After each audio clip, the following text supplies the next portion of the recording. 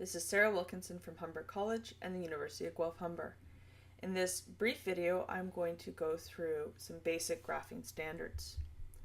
In a follow-up video, I'll show you how to apply these standards using Excel to make a line graph, and I'll do another video on how to use them to make a bar graph. Why do we want to use graphs?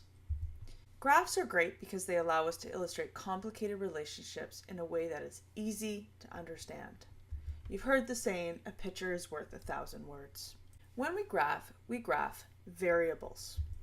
And a variable is a characteristic that can change. Examples of variables in exercise physiology include heart rate, body temperature, cardiac output, VO2, etc. There are two types of variables. One is a dependent variable, and the second is an independent variable. It is important to know which one is which for your graph. How do we determine this? The independent variable causes the dependent variable to change, and not vice versa. So you can ask yourself, which one is causing the other to change? Here I've got a graph of two variables. The first is heart rate. The second is exercise intensity. In this graph, you can ask, is heart rate causing exercise intensity to change? Or is it exercise intensity increasing, causing heart rate to change? Obviously, it's the second situation. So we can say that the independent variable is exercise intensity, and it is causing the dependent variable, heart rate, to change. So let's look at how knowing which variable is which helps us to graph according to standards. Here we've got two axes. One, the x-axis, and two, the y-axis.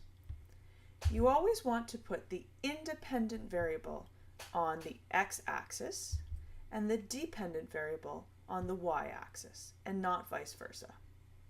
When you graph, you'll want to name the variable, for example, exercise time, and have the appropriate units, for example, minutes. You'll also want to make sure you have an appropriate title describing what the graph is showing.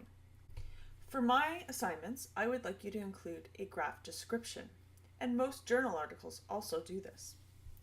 When you describe a graph, another person should be able to draw the graph based on your written description to the best of their ability. So you'll want to mention which variables are involved, both the independent and dependent. The relationship pattern, is it linear, curvilinear? Is it increasing? Is it decreasing? Does it plateau? And when appropriate, the values. For example, denoting VO2 max. So the way I would describe this graph is that there is a linear increase in heart rate as exercise intensity increases. We see a resting heart rate of 75 beats per minute that increases to approximately 200 beats per minute at VO2 max.